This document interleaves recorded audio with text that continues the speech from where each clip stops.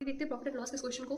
क्या दिया हुआ है क्वेश्चन में, एक व्यक्ति ने कोई वस्तु 19% लॉस पर बेची, अगर वही वस्तु वह 660 रुपए ज्यादा में बेच देता तो 5% प्रॉफिट हो जाता, फिर एक्चुअल में उसे 3080 रुपए में बेचा गया, तो फाइनल प्रॉफिट परसेंटेज क्या होगा।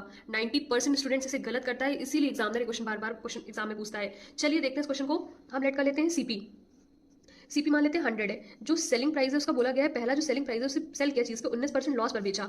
ठीक है, तो 19% अगर लॉस पर बेचा तो कितने में बेचा, 81 पे। 19% उसने लॉस पर बेची ये चीज, तो 81 पे हुई। ठीक है, उसके बाद उसने क्या कहा कि उसने अगर वो 660 रुपए ज्यादा में बेच देता तो उसे 5% का प्रॉफिट हो जाता। मतलब वो दोबारा, ये फर्स्ट सेलिंग प्राइस मान लेते हैं और दोबारा सेलिंग प्राइस बोला, अगर वो 5% प्रॉफिट पर, अगर वो 5% प्रॉफिट पर बेचता, मतलब तो उसे कितने का होता, 105 रुपए में बेचता।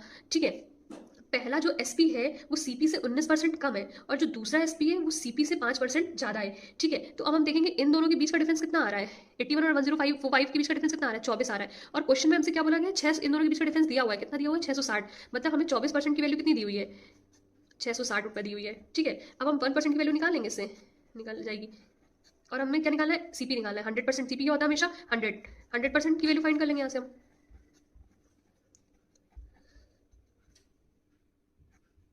इसे सॉल्व कर लीजिएगा आप, तो ये आपका आ जाएगा पूरा 2750 आ जाएगा। ठीक है, अब हमारा सीपी ये निकल आया 2750। ठीक है, अब हमें एसपी क्वेश्चन में दिया हुआ है कि हमने क्वेश्चन में क्या दिया हुआ है, 3080 रुपए में उसने बेचा, तो हमें प्रॉफिट परसेंटेज निकालना है। तो प्रॉफिट परसेंटेज कितना हो जाएगा, सीपी को एस माइनस करेंगे कितना आ जाएगा, 330 आ जाएगा। अपॉन में सीपी रख देंगे, मल्टीप्लाई बाय 100।